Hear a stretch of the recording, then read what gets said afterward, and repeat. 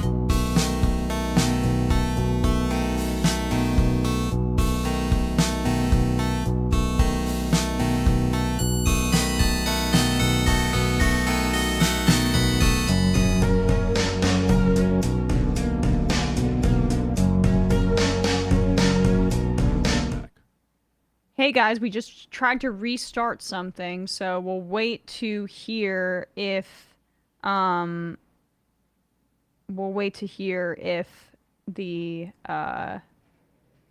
the audio is up. 1 2 3 1 2 3. We will cut this out of the podcast version.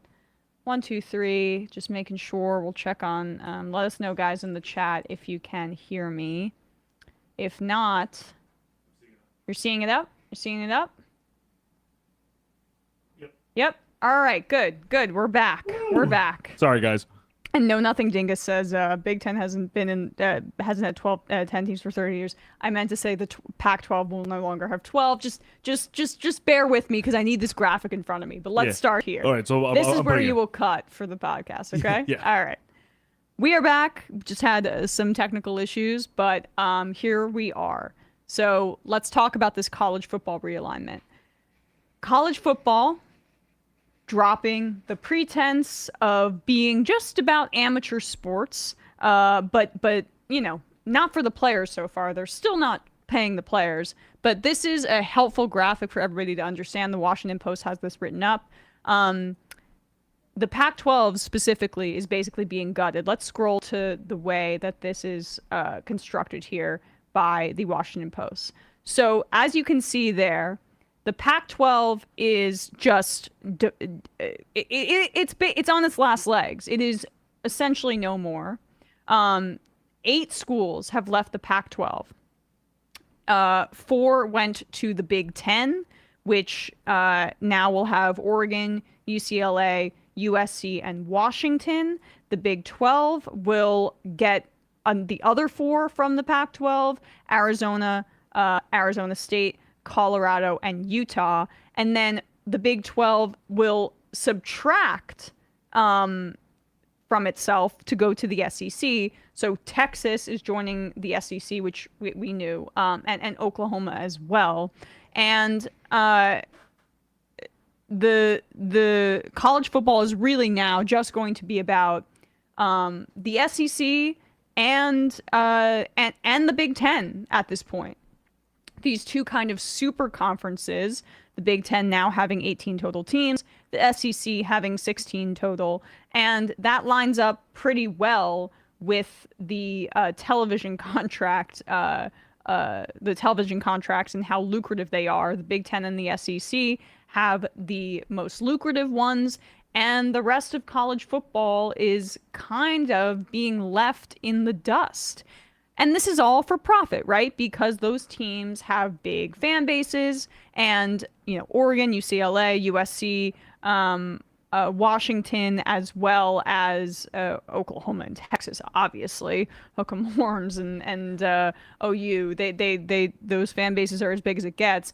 They want to be a part of the more competitive SEC, and what this is beginning to move towards is what a lot of smart people who have covered college football for a while have talked about, which is, as I said, basically a super league.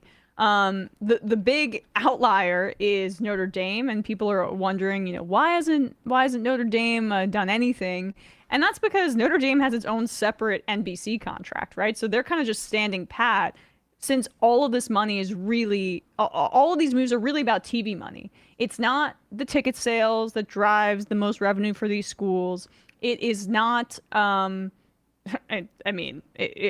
not the merch or the hot dogs or whatever.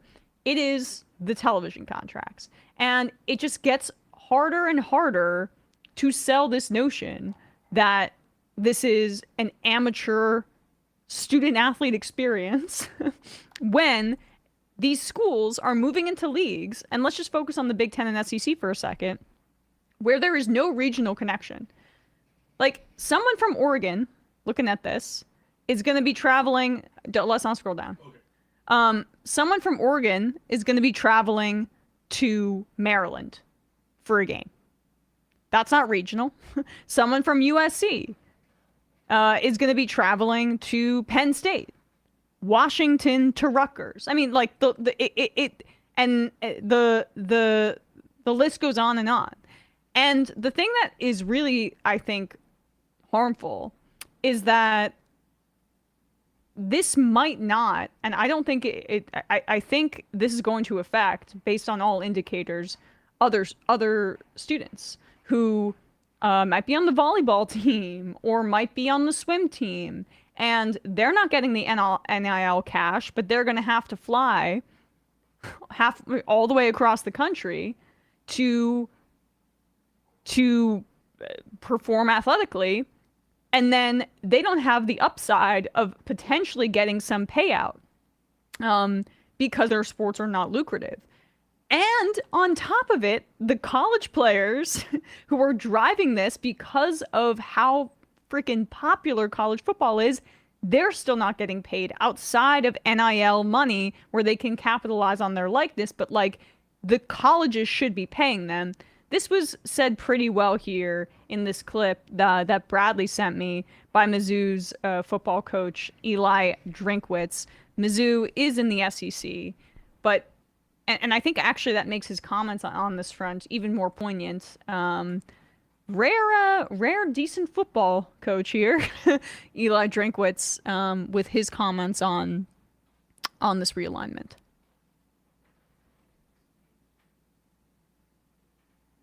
All right, I'm going to say it. I thought the transfer window, I thought the portal was closed. Oh, that's just for the student athletes.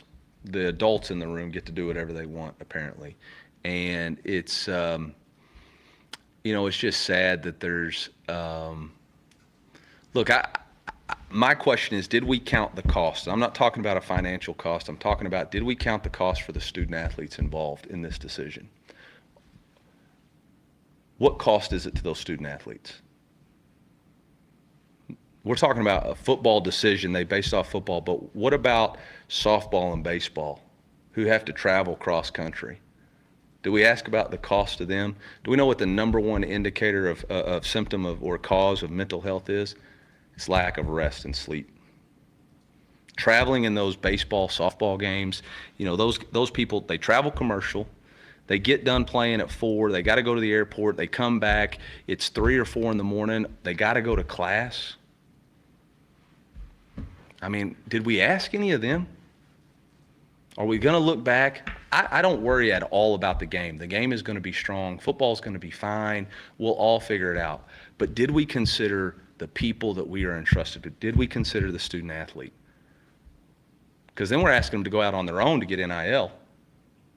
We didn't say we're going to revenue share. We're not saying they're getting a piece of it. So that's the thing that's bothering me right now in this whole situation is we keep trying to limit what the student athlete can do, but then we act on our own.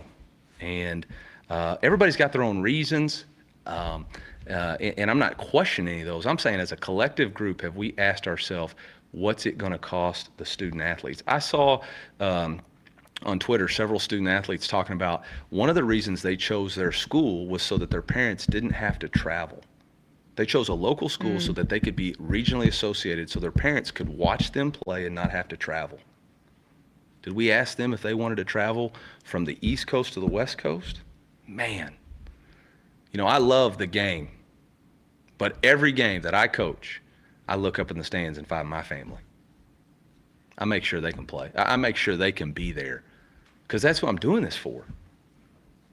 And you're talking about volleyball, baseball, softball, track. I mean, all those other sports, man, they're not fortunate to travel like the way we do. Football will be fine. Football will be fine. Still, we count the cost of the collateral damage of everybody else. I don't know. Only time will tell, but that is my biggest, looking at it going 24 hours after, say, did we really think about that? I don't think we did. I don't think we did. Of course not. This is a league that, not league, but the NCAA is an organization that is fighting tooth and nail to make sure that these uppity college players don't get a dime. I mean, look at the Manziel documentary on Netflix, for example.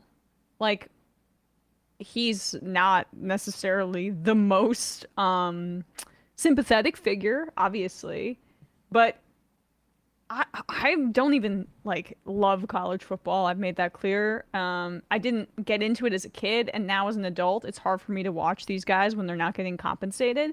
But I watched Texas A&M games for Johnny Manziel, and he didn't see a cent of it. And then when he made deals with guys behind the scenes to sign autographs and get paid for it, he was investigated by the NCAA, and he had some sort of alibi and lied and got out of it and only had a half-game suspension.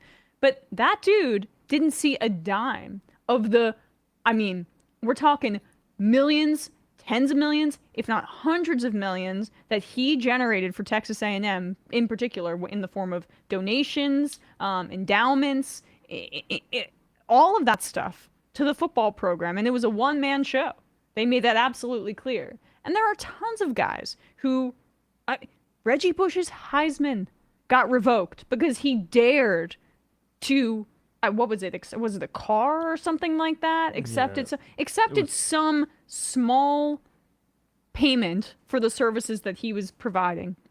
I mean, it is just, the whole system is really sick. And the only way that this is justifiable is if those payers get paid. If we're moving towards a super league for college football, which honestly, it makes more sense for college football. It makes more sense because these aren't student athletes. They're amateur professionals, right? Or they're professionals that are in some sort of G League situation before they go into the NFL. They should get paid as such. Yeah, and I think this also really speaks, I feel like, to the broader or overarching financialization of the sport of this, and also of this particular institution under the NCAA, that kind of really lays bare how little this is about anything involving some sort of practical utility when it comes to the spirit or the soul or the emotional center of college football, which is very, very convenient and helpful for marketing material. But when you are literally contorting the country into a pretzel, essentially, to satisfy revenue sharing agreements and TV deals, so that now you're going to try and make a rivalry out of, as you said, a Los Angeles school traveling to New Brunswick, New Jersey to play football, that's all. That becomes complete nonsense. That any idea of that this is about the amateurs' experience, right? Or any idea of kids going to college to get a substantive education and be student athletes when a large amount of their time now, by virtue of literally just financial arbitrage amongst a large number of extremely moneyed stakeholders, is going to affect their educational performance, their athletic performance, and their lives logistically. They won't get paid any more necessarily than they would with NIL, which, frankly, a badminton player is not going to super disproportionately benefit relative to somebody Caleb Williams at USC. So it's not a one-size-fits-all solution for athletes getting paid when you consider the athlete. And then you combine that with this idea of pushing forth this narrative of what benefits this system provides student athletes. The revelry and the regalia and the history and the mythologizing around certain rivalries, those don't exist anymore. The Pac-12 has been stripped down to the studs, essentially. Oh yeah, that conference is not regional anymore. They're gonna the have Big Ten to... is essentially a shell of its former self. Some of those cast-off teams from the Pac-12 are gonna maybe have to go to the Mountain West Conference. Yes. The entire idea of what makes college football supposedly worth what it is the rivalries and the regionalisms that define it, and they're destroying that for money. Of course, but not money that goes to everybody else. Right, money for them. And everyone gets to make money off of college football players, except for the players the themselves. players themselves. They get to be pawns, and they literally get to be pawns in a scheme that will serve to make their boosters more rich. Their coaches have slightly more padded salaries, and the TV deals piece of the pie get bigger for each of the ADs and endowments for their schools. I mean, and eventually, what this is going to be is some sort of super conference with the SEC as like an NFC, and the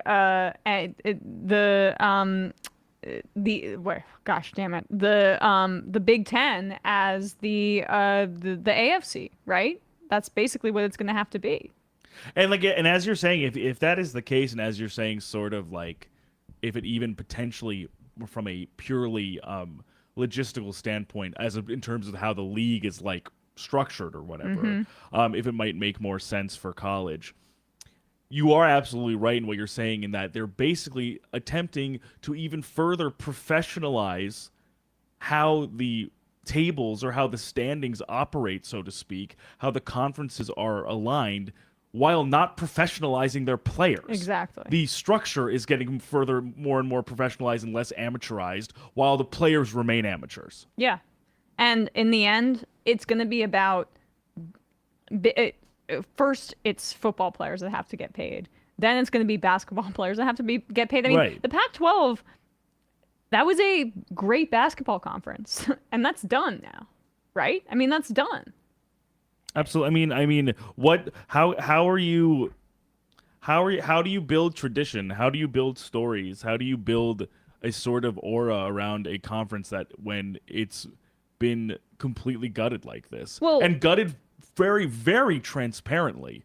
But I'd be okay with like screw tradition, screw these rivalries, if the end goal of these super leagues that are being created is for the players to actually be able to get paid. That's fair. Totally. But that doesn't seem to be what's happening. So then it's all greed. Right. The whatever might have been a drawing force for some people to watch college football or be fans of college football teams is being kind of stripped away, with no added benefit to the people actually making the product. Yeah. The people actually going on the field and risking life and limb for it. 100%. Let's turn to this other story of drama and controversy, as they say, the Eric Bieniemy thing here. If you don't mind pulling up this sound that we have. So, in case you missed it, last week was another moment where Ron Rivera put his goddamn foot in his mouth. He did it last year with what's the difference between you and the rest of the teams in the NFC East? And he said quarterback. And at the time, Daniel Jones was like not considered a good quarterback in the NFL, which made it especially insulting to the quarterbacks on his roster. But now he's done it again. This time, around the same time he did this last year, he's decided, I'm going to throw Eric Bieniemy under the bus, my new assistant head coach, my new offensive coordinator, who comes from a pretty storied culture, pretty successful team. I don't know if you guys have heard of the Kansas City Chiefs and Patrick Mahomes, but Eric Bieniemy was his offensive coordinator and has 2 rings to show for it. And yet, Ron Rivera decided he was going to side with players, and normally that's okay with me, right? But players who were going behind their offensive coordinator's back to talk to Ron Rivera and say, Eric Bieniemy's working us too hard. And this is the kind of thing you hash this out internally, right? This is the kind of thing that you say, hey, I'm the head coach, you're the assistant head coach. Maybe we need to kind of tone things down or blend our styles. But instead, Rivera chose to publicly undermine him. And Ron Rivera, in my opinion, is a lame duck head coach. New ownership. The guy's barely won anything. Cam Newton carried him to that Super Bowl. And he's trying to save his ass by throwing his potential replacement under the bus. That's my read on this. What's your read? Take a listen. Going back to Bieniemy and his intensity, have players had to kind of adapt to that and have any I guess, sort of struggled with that at times? Yeah, I mean they have, and one of the biggest things is you know, and I had a number of guys come to me and I said, hey, just go talk to him. I said, understand what he's trying to get across to you, you know, and I think, you know, I think as they go and they talk and they listen to him, it's been enlightening for a lot of these guys. I mean, it's a whole different approach. You know, you get a different kind of player from the players back in the past. Especially in light of how things are coming out of college football. So a lot of these young guys, you know, they do struggle with certain things. And a lot of y'all got to take for where they've been. I mean, guys coming from certain programs are used to it. Guys come from other programs aren't as much. So, you know, us as a coach, you know, I kind of have to assimilate and get a feel for everybody. You know, Eric has an approach, and it's the way he does things, and he's not going to change. And because he believes in it, Jack has his approach.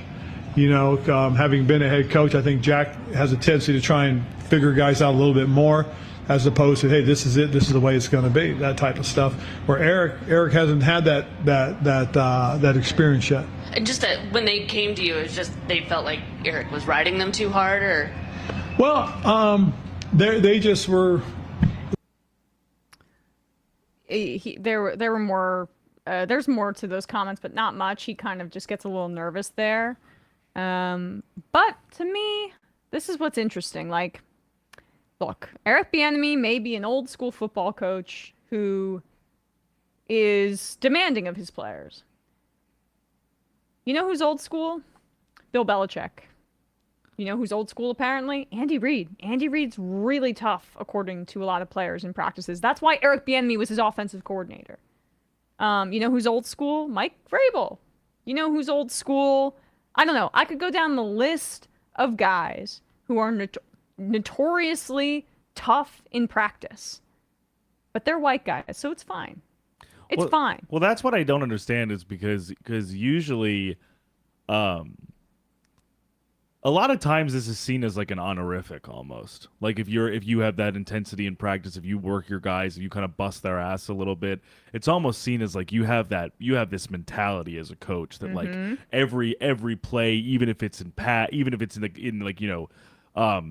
whether it's in pads or not, a scrimmage, a preseason game, like having that intensity and kind of like either riding your players or pushing them to be better. There's a lot of like, generic pablum surrounding like being an intense and a kind of like forthright and locked in coach like that. That's not usually seen either A as a pejorative or B kind of like used as press conference fodder by a head coach about a coordinator.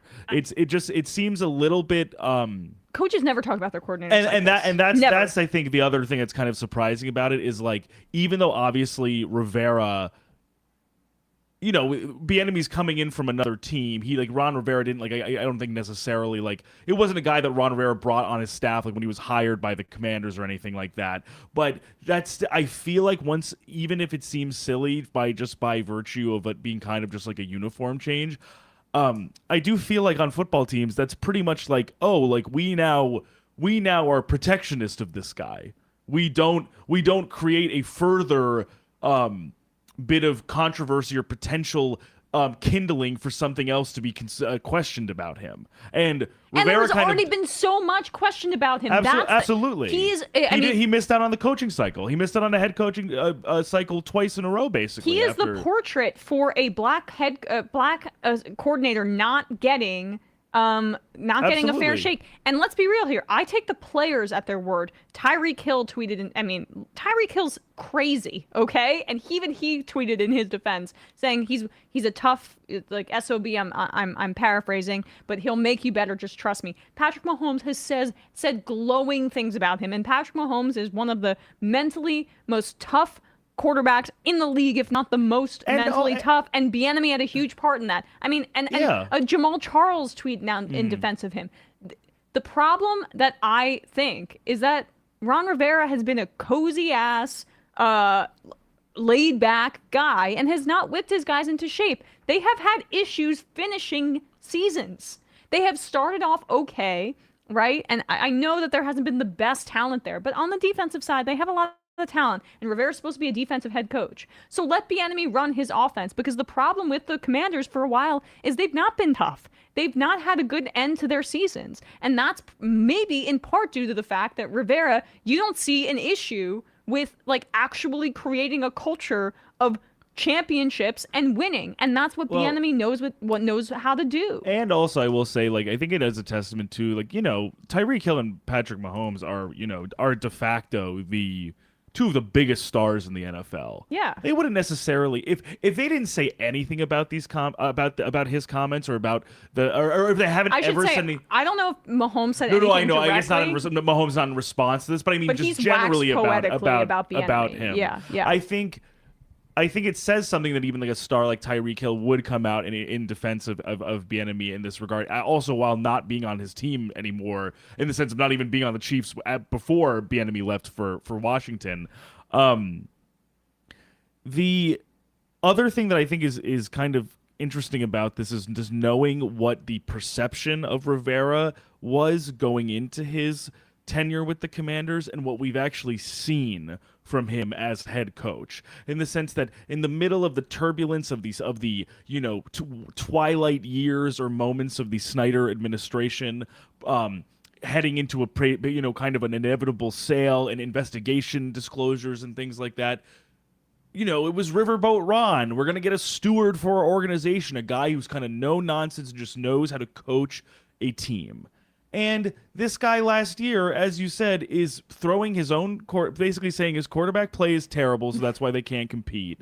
Relative to guys like Daniel Jones, who obviously, of course, as me and you have always attested, took a step up. But the fact that you're basically saying, but this time we're in elite quarterback territory with Daniel Jones, it's like, okay, that seems like that not only seems like a bluff, it also seems like poor scouting on his part, to a degree. Then, as I'm not sure if you remember, of course, him basically not even realizing that the Commanders were at risk of being eliminated from playoff contention at the end of the season until a reporter enlightened him of it. I don't really think the common sense steward who's kind of supposed to just have like a even keel, like to kind of right the ship. Maybe he should know what the freaking playoff scenarios are. Oh, totally. So I'm just thinking also, it's like this to me, what this was ostensibly supposed to be, I think for me at least, is really souring me on this guy. And I know he's been through a lot. He was undergoing cancer treatment. Like I feel for him. I sympathize with him. I don't necessarily even think he's a bad guy. I just think like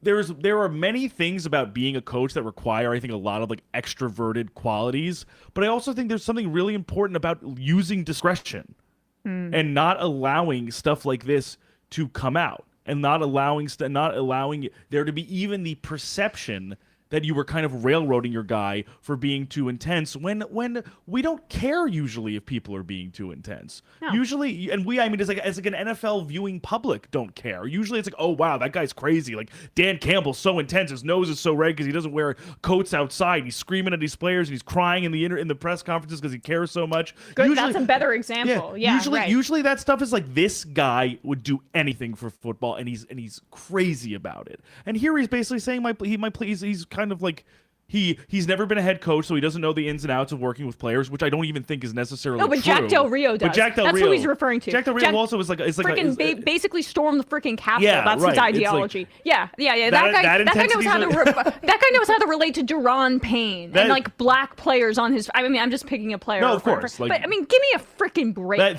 That intensity's okay though. Tweeting about like January 6th. That makes me very mad. I mean, that makes me mad. And because think of the parallel. Think of the parallel between a guy like Eric Bieniemy, what he's succeeded at, what he's won with the most successful franchise of the last decade, and what Jack Del Rio's done. Jack Del Rio is a failed head coach for the Raiders. Oh, totally. I think, of course, I think he's a good defensive mind, regardless of his political proclivities. He's fine. But the front seven that was supposed to be extremely ferocious and vaunted going into the 2021 season was massively disappointing. Yeah. Like, I mean, what has he proved? Right. The Deron Payne, Jonathan Allen, Ryan Kerrigan, Montez Sweat front four was supposed to literally be the best front four in football, and they weren't. Yeah. And that was before Eric Bieniemy was on the staff. I know he's not a defensive mind, but I'm saying what does that say about the leadership that was there prior? I totally agree with you. it's not a coincidence that Ron Rivera and Dave Gettleman were the GM and coach combo in Carolina. I'll just say that they both love to deflect blame onto other people. So it all roads lead back to me hating Dave Gettleman. But I mean that's another side. Another aside. But I think it speaks to what you're saying though. That I think almost he's feeling threatened. There are certain things almost that I also will say, kind of with the benefit of hindsight, seeing how the Panthers fared after this. I also kind of think the 15-1 season, the Super Bowl season, sort of like padded Rivera's reputation enough to give him a more of a half-life as like a respected or sort of like a coach that has kept up with the league for longer than maybe he actually is capable of. And that was a result of Cam Newton being Superman. Right. That was that was his MVP season. And then, they ended up losing in the Super Bowl because that Denver defense was so phenomenal. But and then they weren't good the next year. No. They were bad. They had a drop-off.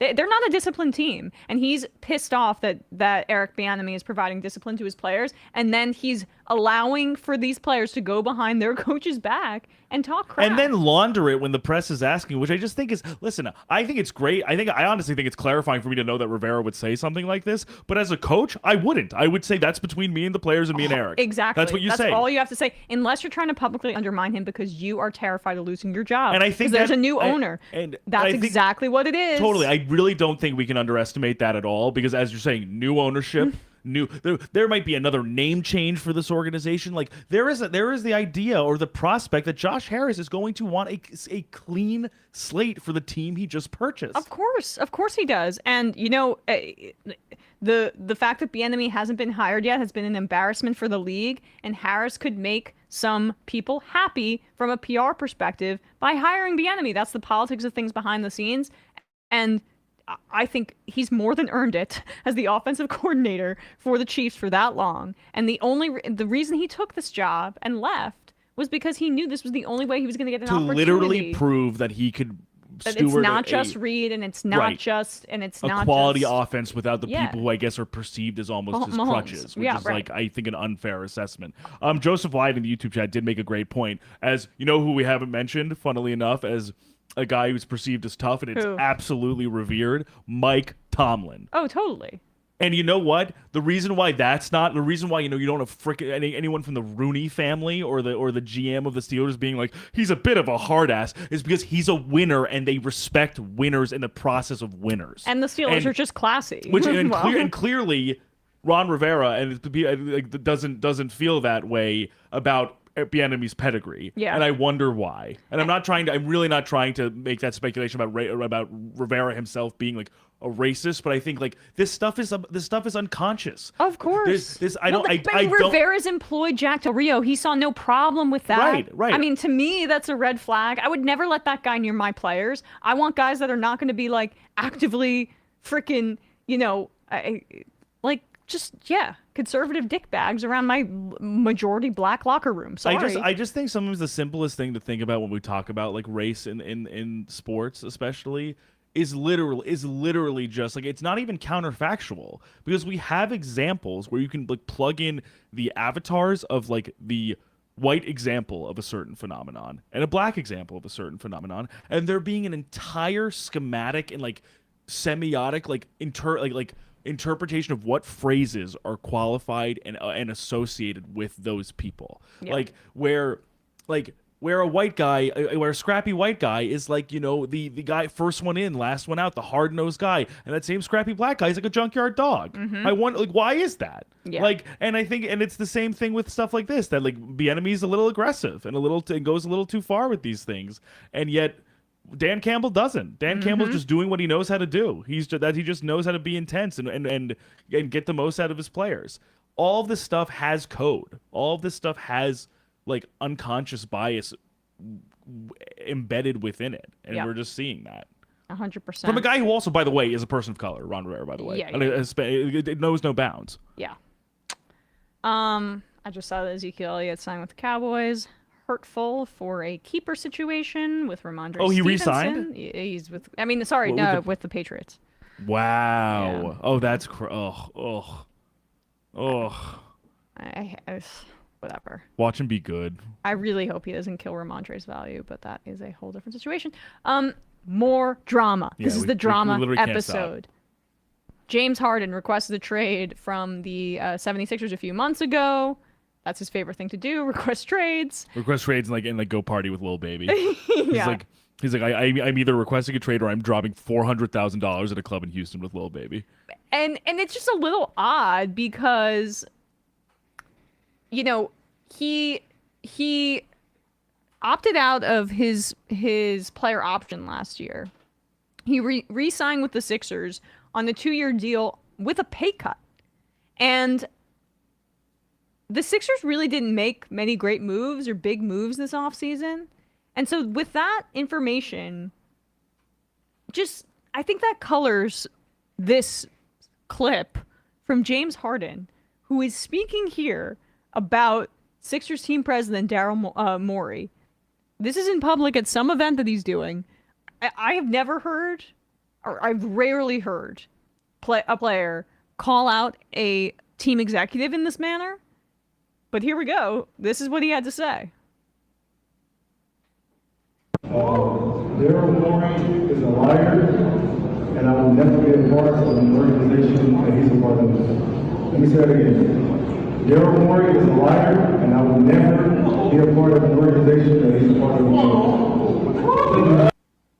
So that is him saying Daryl Morey is a liar, and I will never be a part of an organization that he is a part of again. So you know what's fascinating about this, beyond obviously the very, very, very above the surface text of him calling his team president a liar, that he's also been with on 2 separate teams, Well, that's in the thing. Houston and Philly. He Morey traded for him in Houston. Right. And Morey is known as like Mr. Analytics in the NBA. So Right. So Harden obviously makes sense for that, with being the threes and layups guy, sort of. But it can also create a really cold-hearted where it's like, approach. no, I'm not going to trade you if you want to be traded. If there's not enough value for you, sorry. If you're unhappy, you're unhappy. But with that being said, too, it's an interesting wrinkle, which I don't actually really think it has anything to do with this. I just thought it was interesting, the venue. This was a media event in China, and I don't know if you remember, Daryl Morey made like sympathetic comments about the freedom of the press and judicial freedom in Hong Kong. And about maybe 2 or 3 years ago, and he received, significant pushback and criticism from Chinese government officials, to the point where, Adam Silver had to issue an apology. LeBron kind of came out in defense of his Chinese fans and the Chinese NBA scene, and we would never want to, disrespect or dishonor anybody in China. And Fox News went nuts, they kneel for George Floyd, but they defend China. I almost I think it was around the same time. It might have been like early COVID time, 2020. I just think it's interesting that maybe Harden. I'm not even trying to be conspiratorial. I'm just wondering if maybe this would be a more sympathetic media environment than saying this in a U.S. press conference. Because I really can't imagine at a 76ers preseason press conference him ever feeling comfortable or emboldened enough to say I think he's a liar and I don't want to play on That this is a great point, Bradley. That is probably the context in which someone asked him the question. A reporter maybe there in China. Yeah, I'd be curious to see how he even I'll definitely see if I can find some context, but I would be curious to know what precipitated this as well, because this is the clip that's been circulating relatively widely. With that very interesting context aside, he still said it about Morey. Absolutely. He still said it, and he knew that someone would get He very clearly doesn't trust him anymore. Does not feel like he has his best interest at heart anymore, and if this is any indication, if they don't trade him, he might just do what Anthony Davis did with the Pelicans prior to the Lakers and sit out. Just refuse to play. Or Ben Simmons. Or Ben Simmons on the 76ers also. Absolutely. Although, that's a little bit different because Anthony Davis and James Harden are still playing at a level that warrants the team wanting that, or were at the time. But it is just fascinating because the reason I mentioned that context at the outset is just that maybe Harden took a pay cut because he thought that Morey would put a team around him for them to be able to compete. And if he's calling him a liar, that's basically him saying dude, you did not make the moves that constituted or that justified me taking this cut here. And I'm also wondering too, I also wonder if this is also potentially strategic on Harden's part to sort of be I almost like potentially like maybe a relatively thinly veiled threat in this regard, but to basically say to Morey, I mean, I'm also, this is me presuming that if there's anything else Harden might say or continue to say, if Harden's basically trying to make it clear to Morey that like I might make myself a headache to you that you won't want to deal with for an entire season. Totally. It also might just truly be like a pretty like kind of concerted effort to basically be like, you have to trade me or I'm going to make this a really hard, like bad time for this not just Morey himself, but the organization as well. Yeah. Because I can't imagine Joel Embiid is going to be happy to see this. Of course not. Well, I mean, Joel Embiid, is he now the CAA client? He is, right? Is he? I believe so. I'm just saying, Leon Rose. And I can't imagine. And also, I think you're wearing a Knicks shirt. I'm just saying the buzz of Joel Embiid to New York, it's not nothing. Although I don't know. Come on the show, Joel. Yeah. We'll pitch you. Yeah. And you don't have to say anything, so you won't run afoul of any tampering, get any tampering fines. Surely. But the Oh wait, actually he left CAA. Wow. Okay. So we're fine. Yeah. Now we've less to even go off of. So it'll be an even better pitch. That will be a more desperate pitch. Mm-hmm. The thing with Joel in this regard, I feel like, is also like I think he is for the most part been pretty diplomatic. Even of course he's a pretty unvarnished guy, I would say, in front of the press. Like Embiid will even say stuff where I'm like, oh wow, he's kind of like shitting on his teammates a little bit. But I also think he has a bit of impatience, knowing one, how old he is. He's almost 30.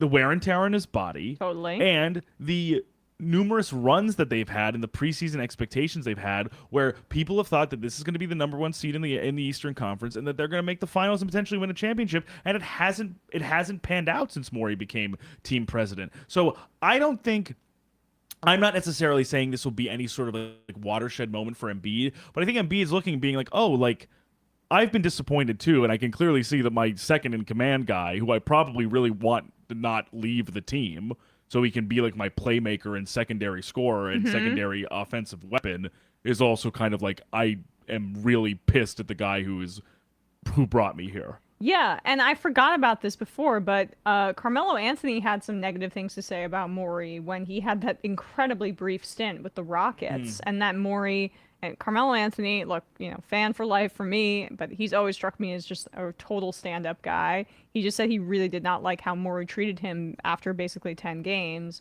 Shuttering him and firing him is how he described it. And an IMer right here is reminding me that Chris Paul called Morey a liar when he was traded to the Thunder in 2019 too. So this is an example of this guy being cold-hearted analytics numbers person and not taking the player's humanity into account, and he seems to have a track record. And also clearly, if this like perception of him being like a liar or dishonest has kind of persisted across a few players, like I think it's clear that maybe there's smoke. If there's smoke, there's fire. But also that it's kind of clear that, as you said, that he's also kind of mercenary. Like he probably also doesn't really care. I think there's probably a part of him that doesn't really give a crap whether he is making these guys feel scorned in any way. Totally. Anyway, drums. Absolute drums. Let's turn to our final story here about Michael Oher. Oh God. If we could get this article up here. Yeah. So, Michael Oher, you might remember him as a former Baltimore Raven. He's a retired NFL player, offensive lineman who was the subject-ish. It was really about the white people in his life. The movie The Blindside, which was the absolute zenith of white saviorism when it did come out and won Sandra Bullock an Oscar. Well, just bombshell report about the real-life person today, Michael Oher, in ESPN today. Let's pull this up here. Blindside subject Oher alleges Tuohys made millions off lie. And the Tuohys are the family that, in the film, they adopted him. They took him into his home. He was poor. He was black. He had nothing except these sweet southern white people who took him in. Let's scroll down a bit here. I'll just read straight from the article just because the details are insane. Retired NFL star Michael Oher, whose supposed adoption of can we zoom in just really quickly? Yeah. Just easier for me to look on the screen. Perfect. Retired NFL star Michael Oher, whose supposed adoption out of grinding poverty, that's a weird adjective to use, by a wealthy white family was immortalized in the 2009 movie The Blindside, petitioned a Tennessee court Monday with allegations that a central element of the story was a lie concocted by the family to enrich itself at his expense. The 14-page petition, filed in Shelby County Tuesday probate court, alleges that Sean and Lee and Leanne Toohey, who is played by Sandra Bullock, and Sean is played by Tim McGraw, yeah, who took Oher into their home as a high school student, never adopted him. Instead, less than 3 months after Oher turned 18 in 2004, the petition says, so he's still like a senior in high school at this point, living with them. They didn't adopt him. The couple tricked him into signing a document making them his conservators, which gave them legal authority to make business deals in his name. Yes, conservators, like the Britney Spears situation, meaning they basically have control over all of the finances coming his way as a family that never formally adopted him and just recently took him into their home. And he has all of this football prowess. I mean, this is like deeply, deeply messed up stuff. And then they create a film about his life. And here continues the insane details. The petition further alleges that the Tooheys used their power as conservators to strike a deal that paid them and their 2 birth children millions of dollars in royalties from an Oscar-winning film that earned more than $300 million, while Oher got nothing for a story that would have not existed without him. I'm just going to repeat that. The movie earned over $300 million. The white lady, the white dad, the 2 kids who are like his sidekicks, and the sweet... I've seen this movie. I didn't like it at the time either, and I don't like it now, certainly. The daughter learns to appreciate him, even though, you know, he's not cool at school, and then the little boy is his friend. The real life avatars of those people, they got money, and Michael Oher got nothing. In the years since, the Tooheys have continued calling the 37-year-old Oher their adopted son and have used that assertion to promote their foundation as well as Leanne Toohey's work as an author and motivational speaker. The lie of Michael's adoption is one upon which co-conservators Leanne Toohey and Sean Toohey have enriched themselves at the expense of their ward, the undersigned Michael Oher, the legal filing says.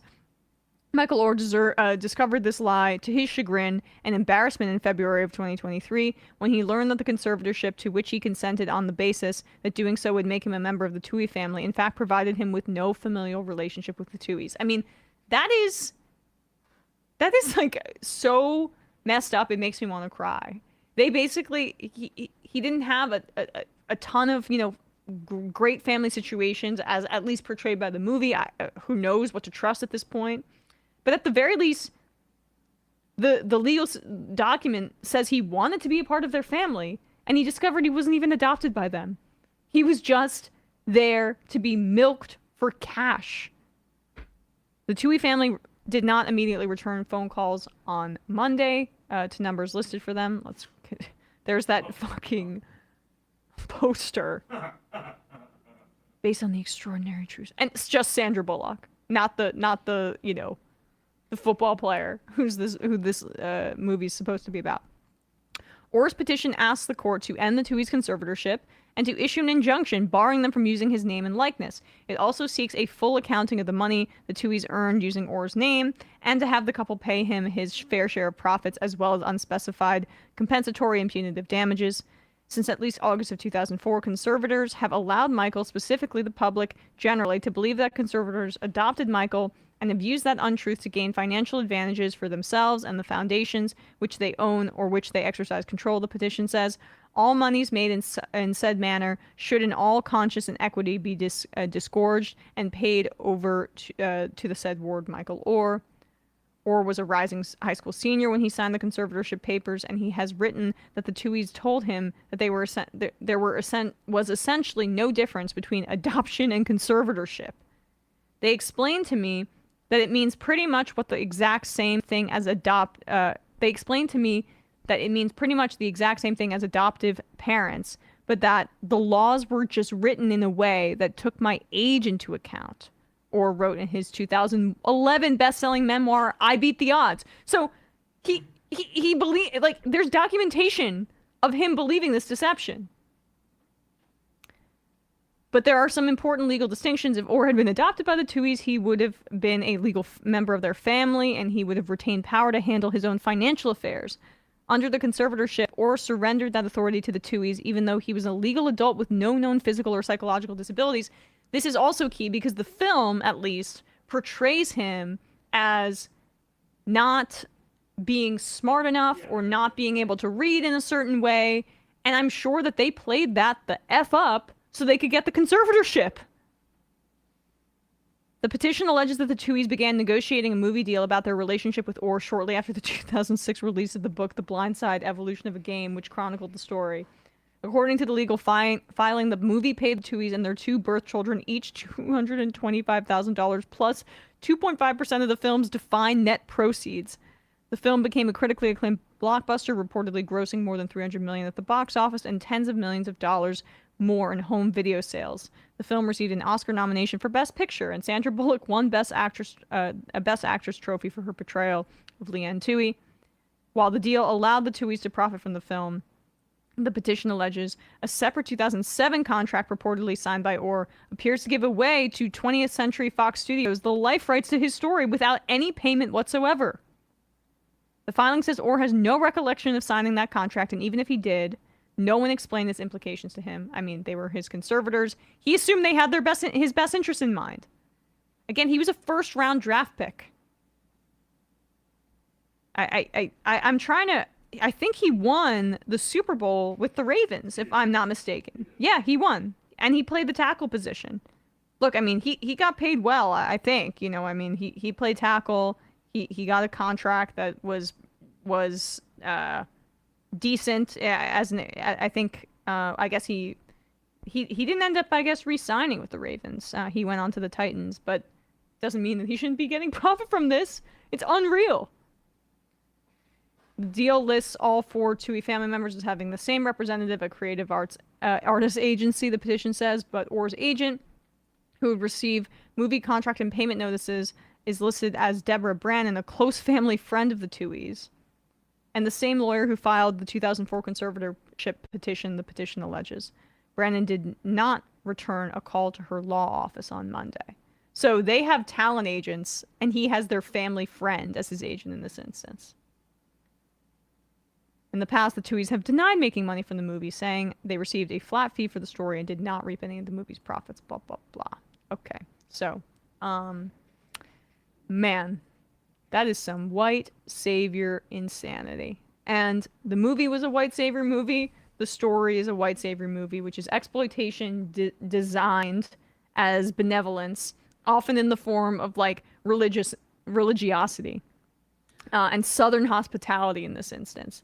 And the way that that film portrayed the black people in it, even Michael, very thinly portrayed, except for his football ability and in the way that they portray it, his difficulty with school.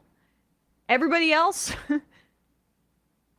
black people either portrayed as like not good parents to him or bad influences, and the white people, you know, they're the saviors. All the while, they are robbing this kid. Unreal. Yeah, I mean, this is like, I'm no lawyer, but this almost seems like borderline like a fraud case that Michael Oher could make in a criminal capacity, not just in a probate capacity, because he probably has so many mixed emotions about this. Absolutely, but I mean, he was an adult technically when they had him, when they kind of almost coerced him into signing a conservatorship agreement, lying about the terms of the agreement, saying that thing. And as you said, there being literal evidence from his book that was published 12 years ago, that he was told that they were basically the same thing, where legally they are very much not the same thing, adopting somebody and being a conservator for somebody.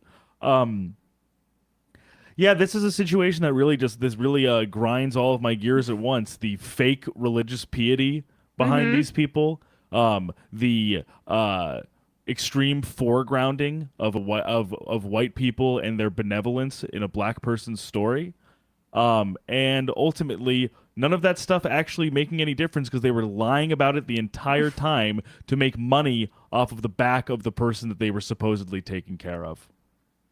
It's disgusting, and obviously this has to be proven in court, no question. I'm not even trying to say necessarily that this has been, we have to put a big caveat. Yeah, even though his book in 2011 said that there was no difference between adoption and conservatorship. For liability purposes, we stamp a huge allegedly on everything, but at the same time, there's nothing more insidious than using this as a way to earn goodwill and earn motivational speaking gigs and book sales, and then taking that money from the avatar of all of your benevolence and giving it to your white kids who didn't struggle in the first place. And the whole thing is that they're rich. The whole premise is that they're rich and have the ability to just give away all this money. And in the end, what was more important was conspicuously making more money and leaving the person that made them that money in the first place without it so much as a dollar. But at least he can get impartial representation from their good friend who probably just ripped up all of his checks and potential sponsorship agreements or whatever the case may be in order of lining the pockets of the person that they actually had a relationship with. We will follow this story. We will continue to follow this story, but man, is it freaking insane. Yeah. But makes really, total sense at the same time. Michael Oher is 37 years old. Good for him for if this bears out, good for him for actually taking action on this, because if this is true, these people deserve to be these people don't deserve a moment's peace until this is until they pay him boatloads of money. Yeah, until he is literally offered financial restitution for what they did to him. Yeah, I want it all. I want it all for him. Good for Michael Oher for finally realizing it. Absolutely. Gotta take some action here, but it must have been really hard. It must have been so hard. No, it must be extremely cognitively dissonant, I imagine, to it's just be this age and think that you have been lied to or at least misrepresented or and not only that, not receive the earnings that you could have received. Well, it's complete emotional manipulation. Yeah. Because they pretend that they're changing his life when really they're leeches. Exactly. And if he was a rising senior, are we really serious that he wouldn't have gone to college and had success too without their help? I mean, he was already a big guy playing at a high level. Anyway. Right. I mean, it's a similar thing. It's like with an institution or like a bad faith actor, both institutionally and familially here. Yeah. A lot we have to remember too, and I think, of course, I don't even necessarily think Orr would disagree with this, but I'm sure he does feel a large sense of gratitude towards this family, which is probably extremely difficult to reconcile with what he's feeling now. But at the end of the day, the Toohey family didn't make Michael Oher the NFL player. He did. Yeah. Exactly. And so I'm sure his situation was really rough too. Absolutely, I'm not even no question. That, but I just feel like the film made it way too much about this family, and he should know that it was who he was that led him to this point. Right. Unreal. All right, gonna read some IMs, and then we're getting the hell out of here. Dan from Columbus, rich people lied to exploit someone and steal their money? That's shocking. I've never heard of that before. No way. Kowalski from Nebraska. So you may not like the Blindside with the white savior issues and fraud, but what wholesome sports movies do you like? One my brothers and I really like, or my brothers really likes, is Coach Carter. The other really likes Friday Night Lights. I love Friday Night Lights. My nieces and nephew love Air Bud, and mine is a toss-up between Remember the Titans, The Longest Yard. What are your favorite sports-related movies? Bradley, you're giving off the replacement energy. Says Kowalski. That is a good one. I like that one. I like A League of Their Own a lot. Mm-hmm. That's a great one. The Natural is also. I love The Natural. Yeah, Natural's really. Yeah. Field of Dreams is really good. The Sandlot. I love The Sandlot. That was a fave of mine when I was a kid. Let's see. Remember the Titans obviously is a classic. Coach Carter I love because it's a great Sam Jackson performance. Trying to think if there are any others. The Longest Yard. Longest Yard. I mean, I think the Adam Sandler remake is so freaking funny. With it's him. It's so Nelly. dumb, but I grew up with it. Absolutely, it's him, Nelly, Stone Cold Steve Austin is like a racist prison warden. Yeah, like it's Burt absolutely Reynolds absurd. Too, isn't it? Yes, He's I think the coach, right? I Friday Night Lights is top 2 for me. Now, I've never seen the show, but I love the movie. I love the show. I love the movie very much. I cry every time when Booby gets into the car and like he's trying to put on a brave face in front of his teammates, and then he knows his career is over. I get emotional even just thinking about it now.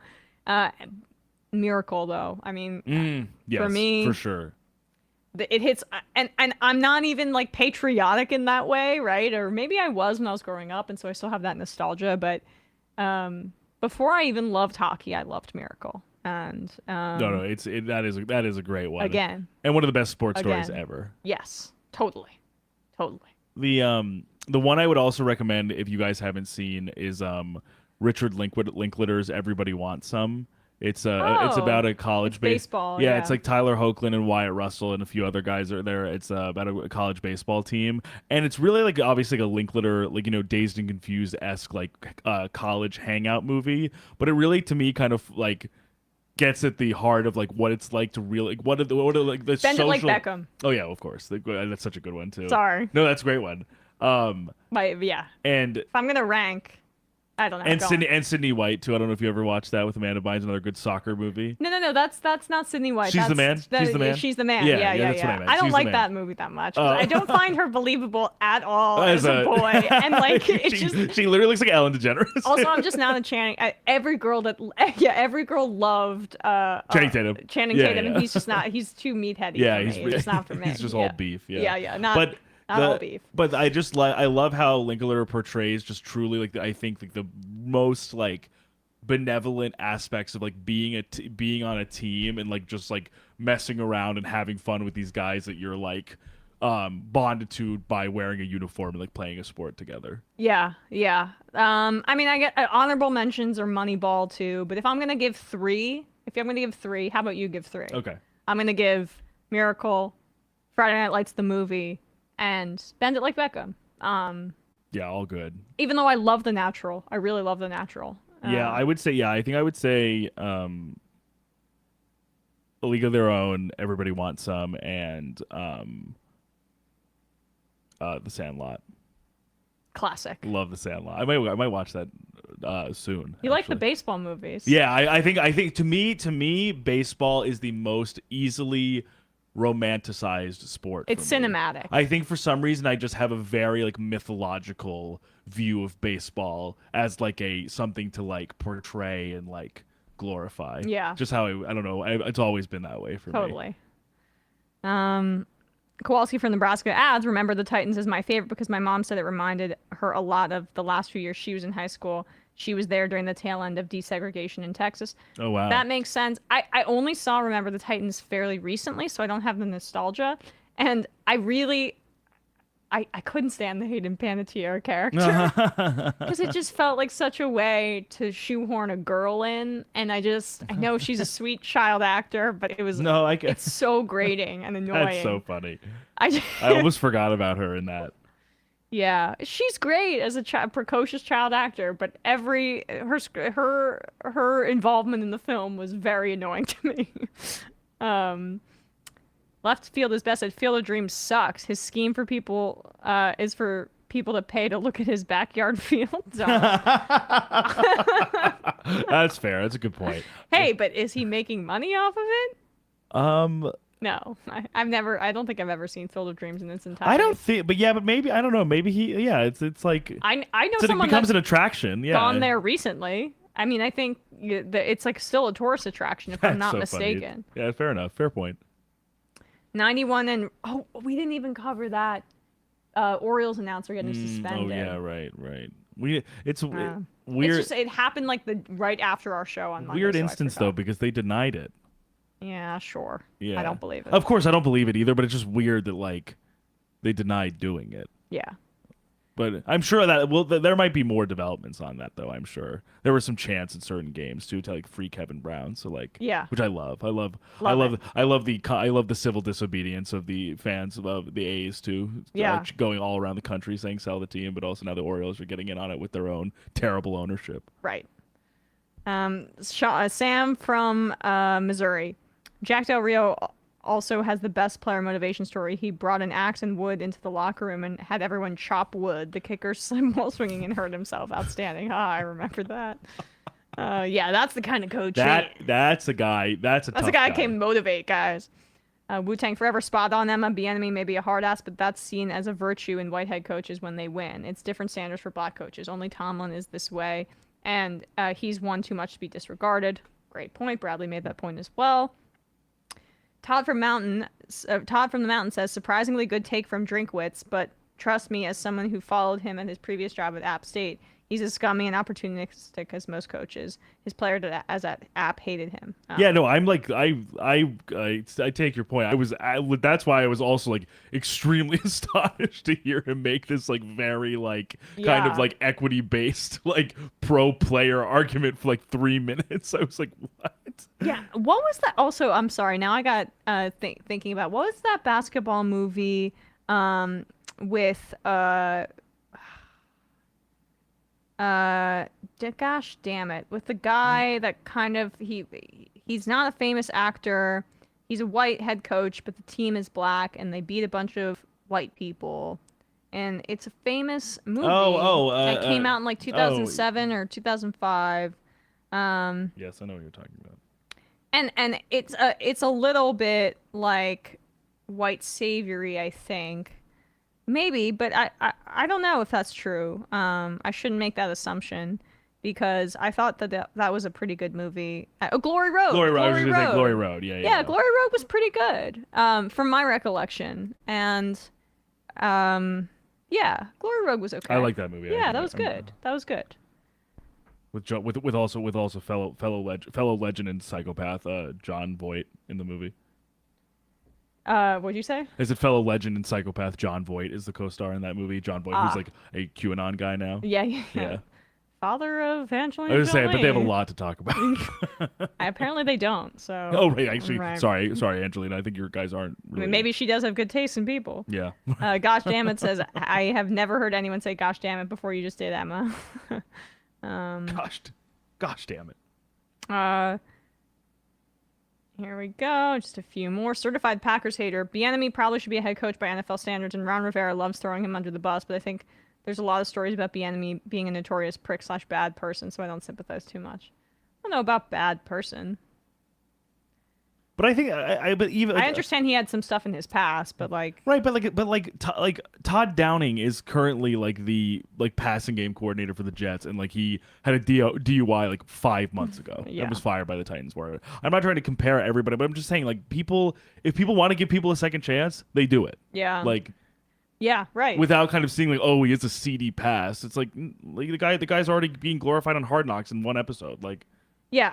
Sam from Missouri says, what about boxing movies, though? Raging Bull and The Fighter. I love The Fighter. Good. I love The Fighter. Raging Bull, man, I love Scorsese, but it's just like, I can't. If I'm going to watch a movie where it's like an anti-hero asshole at the helm, and it's a Scorsese movie and it's De Niro, I'm going to watch Taxi Driver, which I love. Fair enough. I hear like you. Raging Bull it's just too hard it's too hard for me to watch, and I know it's beautiful and I know it's well done, but it's just not for me. Wow, I'm sorry. My demographic, late 20s white guys, is gonna be so pissed at you. I tried with it, but it's just not for me. And I freaking loves everything that Scorsese does, everything. And Killers of the Flower Moon's gonna be my favorite movie of the year, and I already know that. So. Oh yeah, I'm excited for that too. Although I really did love Barbie, I really did. I thought it was. I still gotta see it. Oh man, you're gonna love it. I think I'm sure I am. Yeah. I can only imagine. So South Carolina socialist Bradley would love Bill Durham, all about the romanticization of baseball. Yes. Bill Durham is also so good. I love Costner. It's a great one. That one, I think that one actually might be central to why, like, because that is really very much like baseball is. Yeah. There's the oldest American game with no time limit. You Yeah. can play baseball forever, and I'm like, yes. It's like a Twitch streamer. Like the comfort is just knowing that they're going to be on for 7 right. hours. I can just sit there and 20 innings, like never go home, sleep at the stadium. And the final I am of the day. Diversity hire. You can say what you want about Leanne Tui, but the guy who was studying the game of football since he was a kid really needed her to explain blocking with salt and pepper shakers for him to truly. Yeah, you're right. Sorry, she actually deserves all that money I now. forgot about that. You know what? Yeah, I forgot about that. On second thought, that's gonna hold up in court.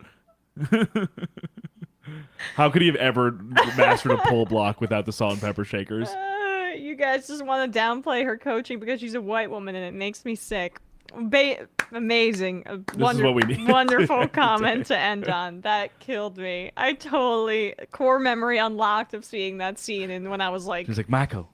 when it came out in 2007, I must have been like 13 or 14. So, wow, pretty good. Antifa Lockhart says Justin's 3 passes getting ignored by elitist Coast media. I know. I did see the 2 passes that he threw like basically behind the sticks that went for touchdowns, for like 60-yard touchdowns. Who Fields? Yes, Oh. including to DJ Moore. But we'll talk about some more preseason. I mean, guys, week 1 of preseason. Week 2, maybe we'll talk about it. But Yeah, I don't know. like it's preseason regardless. But that's good so. to see. It's good to see even that maybe they're putting in some more passing options, so they're not like, hey. Well, at least he checked it down. Yeah, right. But I'm not gonna be like, writing home about a pass that I could have done. Maybe we'll obviously have some previews coming up, but maybe we won't see Operation have Fields run the ball 800 times into That would be nice. into 5 bad offensive linemen. We'll see. All right, Hope springs guys. eternal. Appreciate you all. See you on Monday. Bye-bye.